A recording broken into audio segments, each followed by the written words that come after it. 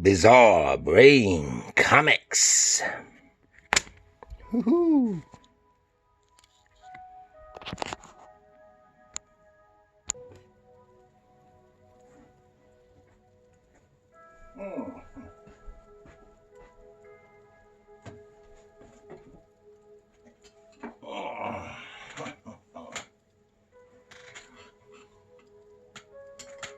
Hello, welcome to Bizarre Brain Comics. This is Gary here, your host. This is where I like to take a look at some older comics, talk a little bit about the characters and creators, and then examine the stories and the art.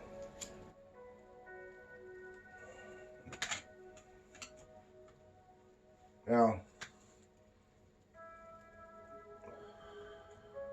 I want to take a look at this time. Here is the Marvel Treasury Edition, Spider-Man versus the Incredible Hulk at the Winter Olympics from 1980.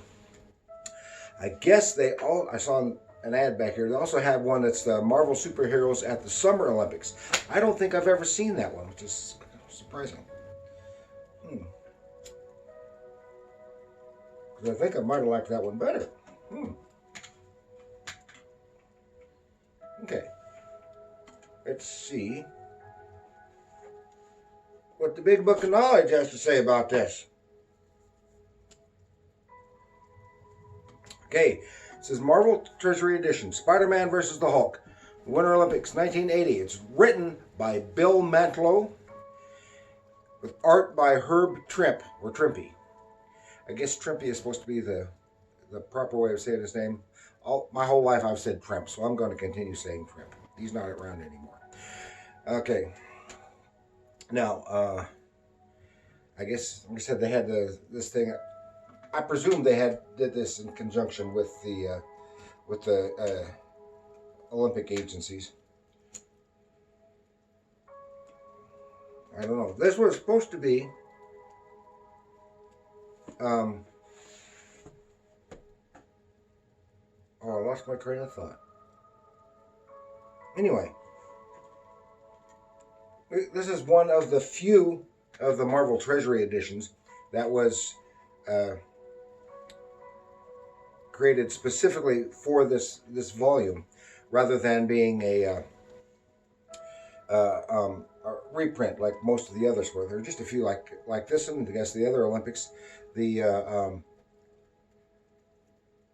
bicentennial Captain America volume, of course, 2001: Space Odyssey. And I don't know what others there might have been. All the others that I've got are reprints.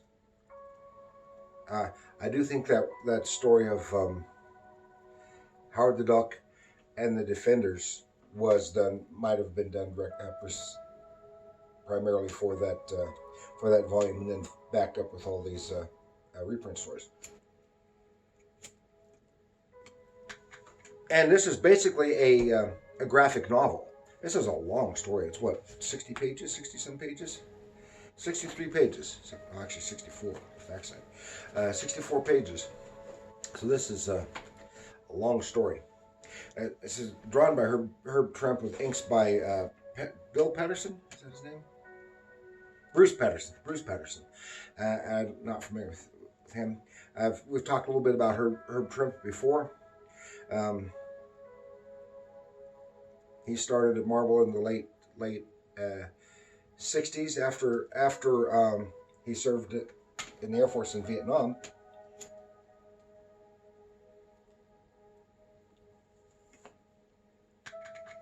And he's done all kinds of stuff. He's really not nearly as well known, but did a great deal of work, and he did some good stuff. Because through the 70s, he was primarily the Hulk artist. I like his stuff, especially when it was inked by John Severin on the Hulk.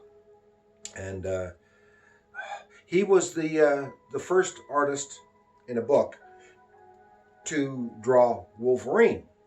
Of course, the character was physically designed by John Romita Sr., but Herb Trimpe was the first, has credit to the first usage in a comic book.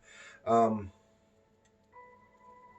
and he did most of the uh, Marvel Godzilla run. Uh, what was it, 79, 80, somewhere in there, and he uh, he took over for a short while. He took over uh, um, Nick Fury, agent of Shield, after Steranko left, and he did a pretty decent job of imitating uh, Steranko style. Because when I first saw it, I had to take a second look at it. Oh no, that's so he was good at doing his work is overall strongly influenced by Jack Kirby, and you can see that in his art. But that's not all. And he did the Fantastic Four for a short time. It might have just been a few issues in the early '90s.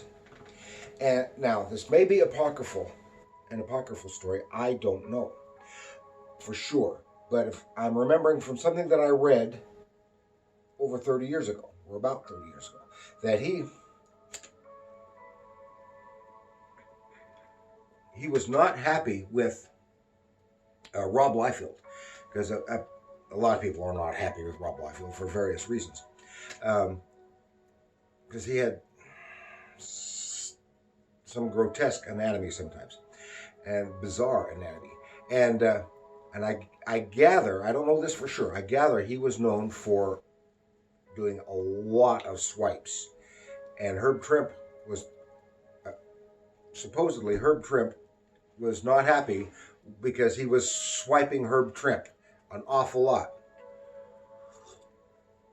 Like I said, this might just be apocryphal, I don't know, but when he did the Fantastic Four, because he was waning at the time, so he adopted Rob Liefeld's style and did a few issues of the Fantastic Four in Rob Liefeld's style, enough to cause confusion even now sometimes with some of the fans. Because I remember getting one or two of those issues back then, and and so he kind of got a second wind. He later became an high school art teacher, so he wasn't just thrown out. But I think that's funny because Rob Liefeld swiped from him, so he swiped from Rob Liefeld. So.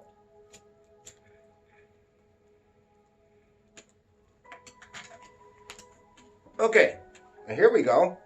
Let's go to Lake Placid, New York in 1980 with the Hulk and Spider-Man. And there we go. You could better look at this cover. Done by Herb Trimpe. Actually, the cover was Al Milgrom and Jack Abel. The interior art is Herb Trimpe. But it's very similar. They said this was written by Bill Mantlo, and he was born in 1951, an American comic book writer, and he's best known for his work at Marvel, and on licensed properties like the Micronauts and Rom the Space Knight. In addition, he co-created Rocket Raccoon, from the Guardians of the Galaxy, Rocket Raccoon. Of course, then Rocket wasn't with the Guardians. And Cloak and Dagger. They even had a short-lived TV series of Cloak and Dagger. So a college friend of his managed to get him a job as assistant to Marvel Comics production manager in '74. And he did some work as a colorist. Then got into writing by doing the fill-in script on Sons of the Tiger for Deadly Hands of Kung Fu.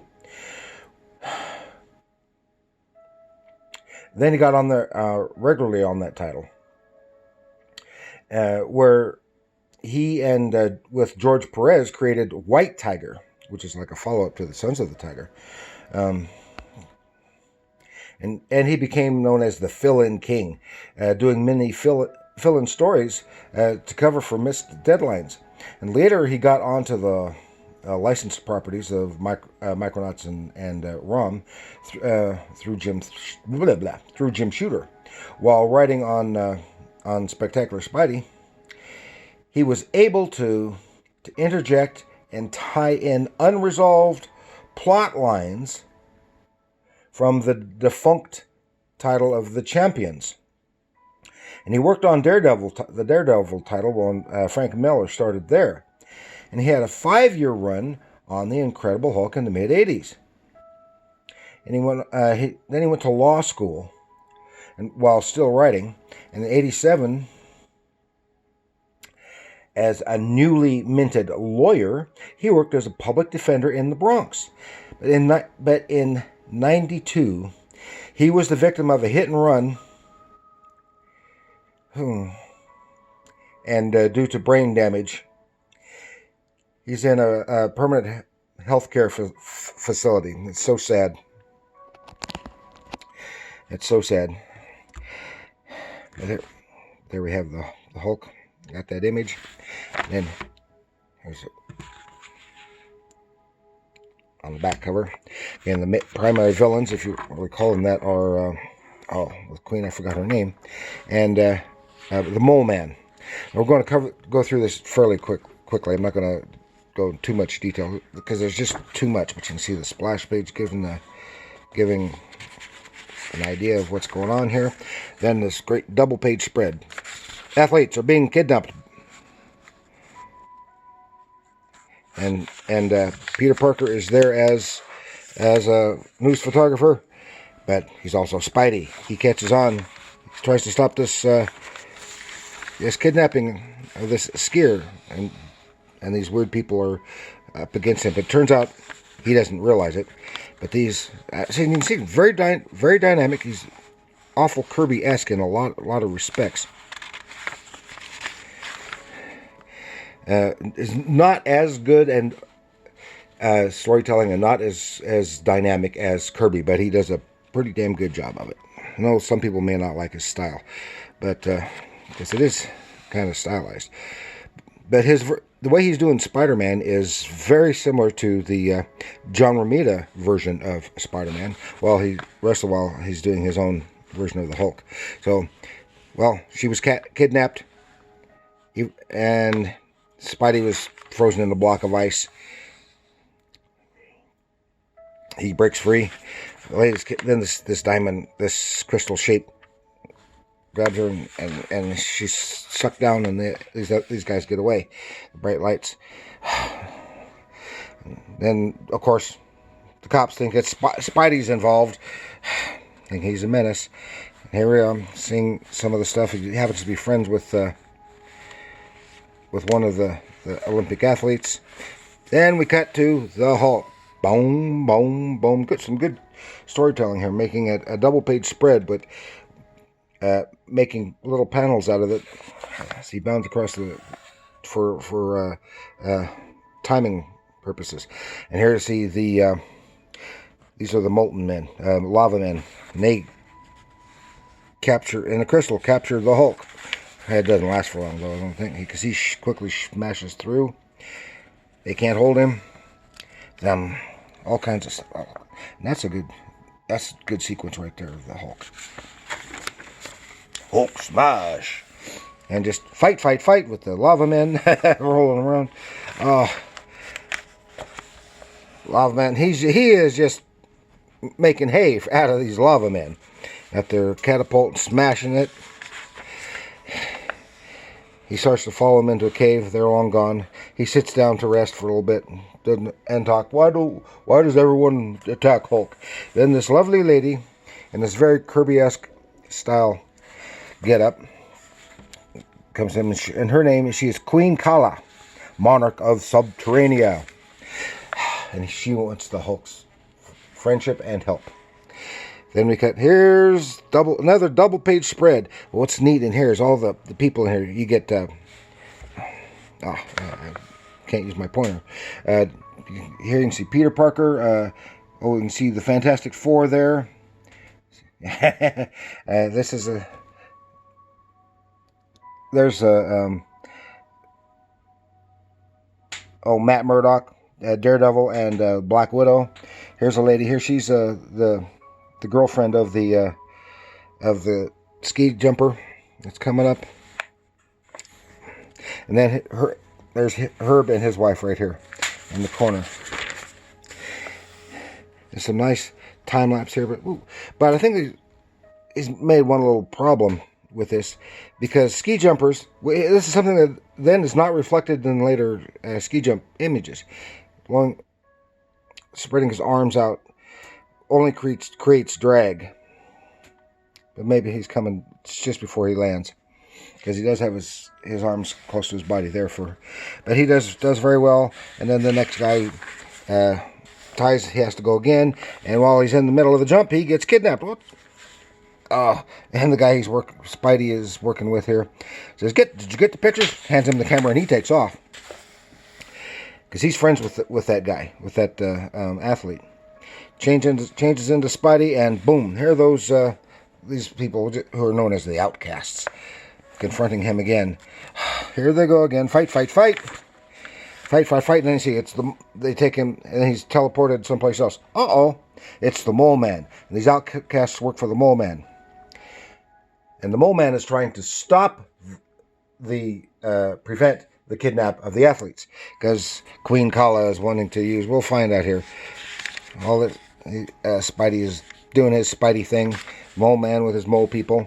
And here another big double-page spread. Big battle scene between the Mole Man, his outcasts and mole men, against Queen Kala and her lava men. Fight. Got in their battle. They need the Hulk, and the Hulk he's just concerned about eating. And they're drugging him so that he can be his mind can be controlled, but it takes an awful lot. Next call. Hulk doesn't want to fight. Hulk hungry. Now Hulk tired.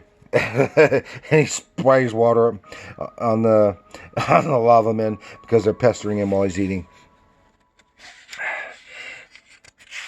And she wants the athletes to fight for her using their skills, to fight for her, and have kidnapped this one lady who is the girlfriend of the ski jumper, and makes her old because she wants as leverage against the athletes to fight for her. And they've got these special weapons tailored to their skills. So here they all go. You can see them demonstrating their stuff. Bobsled skater, hockey player. Because she wants, in Mole Man's kingdom, there's the Fountain of Youth. And she wants that to stay young and beautiful forever. So Hulk has finally allowed him to put the armor on him. He comes out. He's going to fight for her. Meanwhile, earthquake? What's going on? Crunch, crunch, crunch. It's not so much an earthquake as the entire Olympic Village is elevated. This is kind of silly, really. Up in the air, because the whole thing would have collapsed. On these huge pylons, hydraulic pylons, way up in the air. Because they're going to have a contest of champions with Kala and the Mole Man. Her champions against his champions. And then she brings in the Hulk as the ringer. Boom. Here's the Hulk. Bad Mole Man brings in his ringer, Spidey. Uh-oh. And none of them want to be there. Another great, the Contest of Champions, Chapter 4. Another great double-page spread. Must take a long time to draw all this.